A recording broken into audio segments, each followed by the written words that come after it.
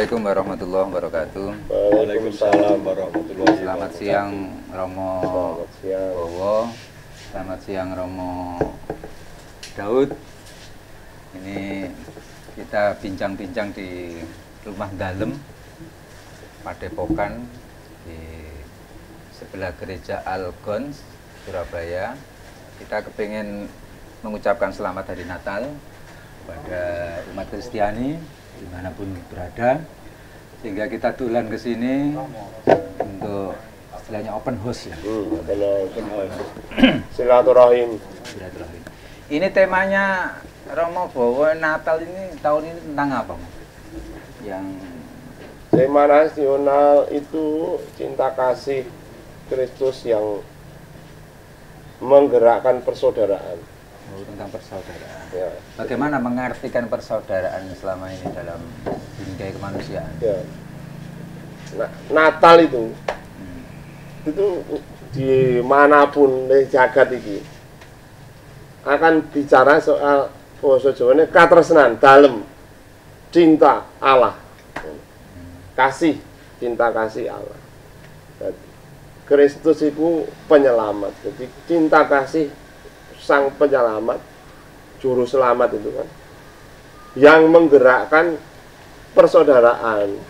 Mengapa? Nah, di Indonesia itu persaudaraan yang dituju. Latar belakangnya banyak sekali. Maka pernah muncul yang dikatakan dalam tagline persaudaraan sejati. Persaudaraan sejati itu ya persaudaraan manusia tanpa membeda-bedakan, karena ya mengasihi sesama manusia, konsepnya kan itu. Lalu gerak itu sebagai bentuk kata solidaritas. Orang yang tergerak oleh cinta kasih ini, orang yang tergerak oleh belas kasih itu orang yang hidup solider, mau berbagi, peduli, berbela rasa, compassion itu berbela rasa kepada realitas yang ada di Indonesia sekarang. Realitas yang ada di Indonesia sekarang itu adalah satu, pandemi COVID-19 yang 2 tahun ini. Ini kan membuat manusia menjadi apa ya, tercabik-cabik, hatinya tersakiti, seolah-olah tersakiti oleh virus itu. Tidak bisa beribadah, tidak bisa bekerja, mencari nafkah ekonomi. Semuanya sektoral terhambat karena wabah yang menular dan mematikan. Sudah terbukti kan sekian ratus ribu orang meninggal. Kasusnya kan hampir 4 juta lebih kasusnya. Yang untuk mencari akar persaudaraan dalam agama itu bagaimana metodenya? Kita dianggap bersaudara itu secara filosofisnya. Persaudaraan itu karena kalau di Indonesia karena yang memang agama samawi, agama satu terah, tradisi Ibrahim, tradisi Abraham itu kan menciptakan 3 aras agama itu. Tapi maksudnya bukan itu. Persaudaraan itu karena manusianya itu loh.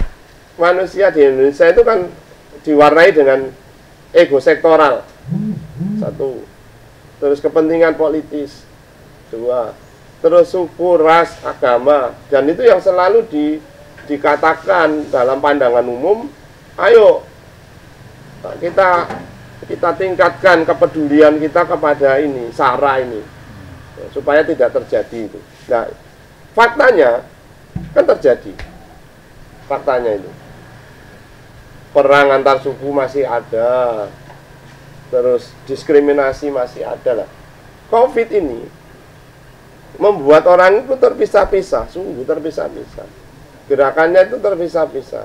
Bagaimana kita bisa membantu saudara-saudara kita yang terdampak COVID itu secara ekonomi, secara kesehatan itu kan. Pemerintah kan sudah mengupayakan, waduh negara ini sakjane entek ning ngene COVID itu. Berapa triliun dia keluarkan untuk COVID itu. Pertama, untuk dana kesehatan. Yang kedua, untuk bantuan sosial. Ratusan triliun. Iya, dan itu duit apa? Yo itu BBN. pinter-pinternya pemerintahan Jokowi dia. Dia punya tim yang khusus di bawah Binsar Luhut Panjaitan itu. Dia sangat kuat dan kita salut kepada kepemimpinan ini. Sehingga bisa mengendalikan dan bahkan tidak hanya orang dalam, luar negeri pun salut untuk harus mengakui Indonesia berhasil menangani COVID-19 itu. Sekalipun di akar rumput, ya, masih banyak tentangan penelitian. Nah, ini gini faktor tadi. Faktor yang tidak setuju setia kepada pemerintahan sekarang itu yaitu faktor X. Nah, yang kedua, munculnya rasa persaudaraan yang dipicu karena belas kasih itu. Misalnya paroki ini saja.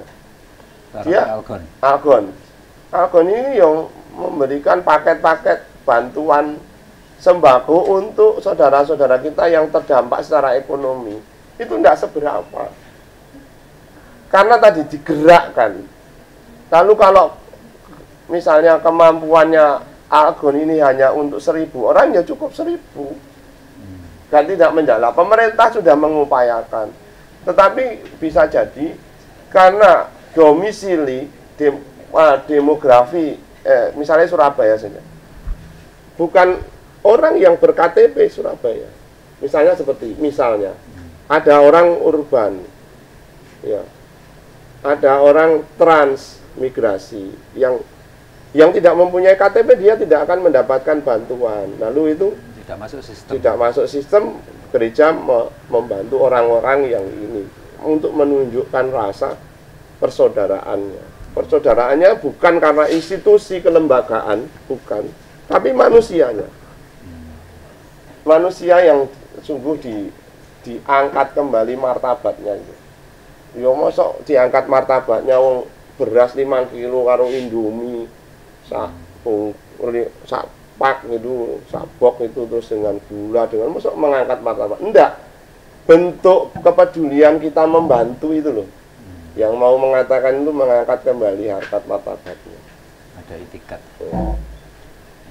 Nah, lalu tema cinta kasih Kristus yang menggerakkan persaudaraan di paroki ini di breakdown, artinya diturunkan. Selain berpikir tentang bagaimana mengatasi pandemi COVID ini, latar belakang dari tema itu,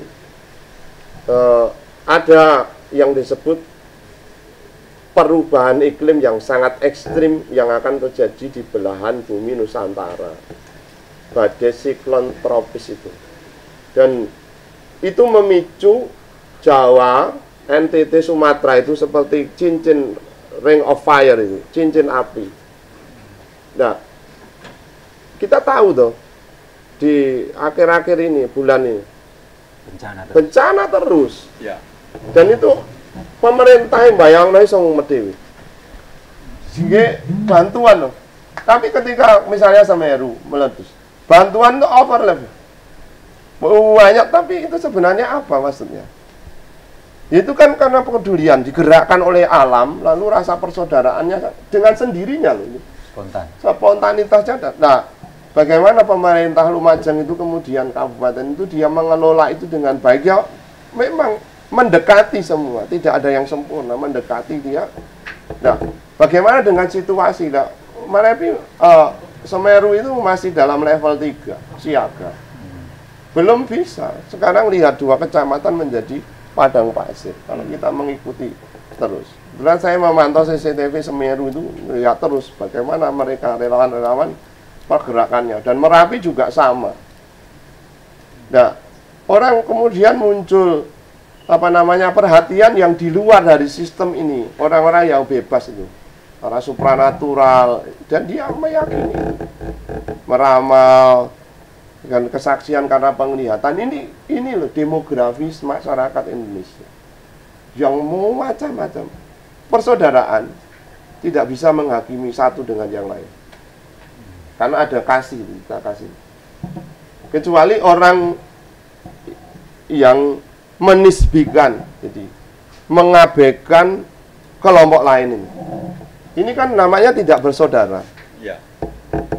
ada aliran-aliran di samping itu masih dipicu dengan apa provokator sejati yang ada di Indonesia itu kan memicu sebenarnya kan tumpang tindih politik ini.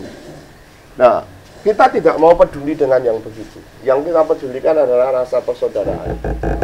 Persaudaraan antar umat manusia, persaudaraan bangsa-bangsa. Sekarang Pak Daud, asisten imam dulu. Untuk menasionalisasikan persaudaraan biar diterima oleh kalangan muda terutama.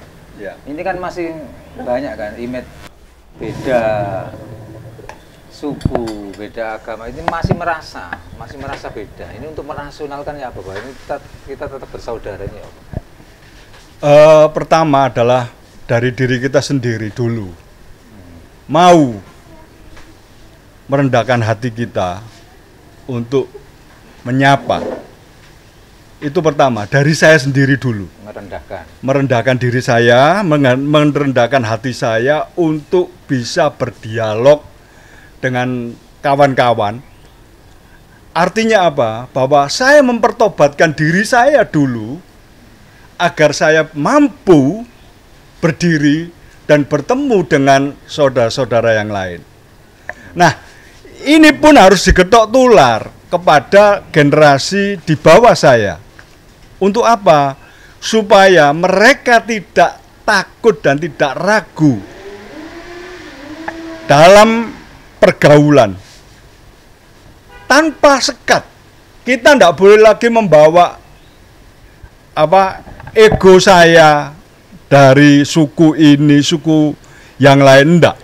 Tapi kita memang NKRI. Kita adalah warga negara Indonesia yang memiliki rasa cinta kasih akan sesamanya, dan itu sudah digali, sudah ditanamkan oleh para leluhur kita. Semestinya begitu. Ini konteksnya kan persaudaraan, maka tanpa dibuat politisasi ataupun kita tetap bisa maju bersama. Terima kasih Pak Daud. Ya. Ini closing statement karena kita durasinya sedikit, Om. Oh iya. Closing statementnya apa untuk Natal ini? Sebenarnya begini, dasarnya karena ya ideologi agama, dari doktrin agama itu kasih Allah yang menjelma menjadi manusia Kristus yang di kandang Bethlehem dalam kerapuhan manusianya, di situasi yang sangat sederhana, miskin dan serba kekurangan itu menggerakkan hati semua orang yang merayakan Natal. Maksudnya begitu. Jadi situasinya memang situasi miskin kekurangan di zaman Kaisar Agustus itu, di Israel yang menjadi tanah jajahan Romawi. Nah, itu lahir Sang Juru Selamat seperti yang dikatakan oleh kitab-kitab sebelumnya. Dan orang datang ke situ untuk menemukan sebenarnya kemanusiaan. Datang ke situ bahwa kemanusiaan yang sedemikian parah ini itu bisa memiliki kodrat ilahi. Kodrat ilahi itu bukan hanya ditemukan dalam bangunan Baitullah, gereja yang begitu megah, enggak. Kodrat ilahi itu bisa juga sangat mungkin ditemukan di situasi manusia yang sangat parah. Nah, seruannya kepada orang-orang beriman itu, kalau kamu melihat saudaramu yang paling hina di antaramu, apa yang harus kamu lakukan? Kamu harus membantu saudaramu yang paling hina itu. Supaya apa? Supaya yang paling hina dalam tataran derajat manusia itu mendapat bungkus kodrat ilahi. Gitu. Mendapatkan kesempurnaannya sebagai yang rapuh lemah. Nah, ini kan ketokane ya rapuh, gak karu-karuan rapuh. Tapi kan ide kan butuh kemul. Misalnya kayak aku ngene iki, tongkok ngene iki sarung supaya iki kemul iki dadi kodrat ilahiku. Supaya aku ketok lho bagus sithik ngono. Nah, manusia yang ada di dalam banyak di Indonesia. Apalagi seruan untuk tahun-tahun ini di akhir tahun itu adalah mereka yang terdampak bencana alam.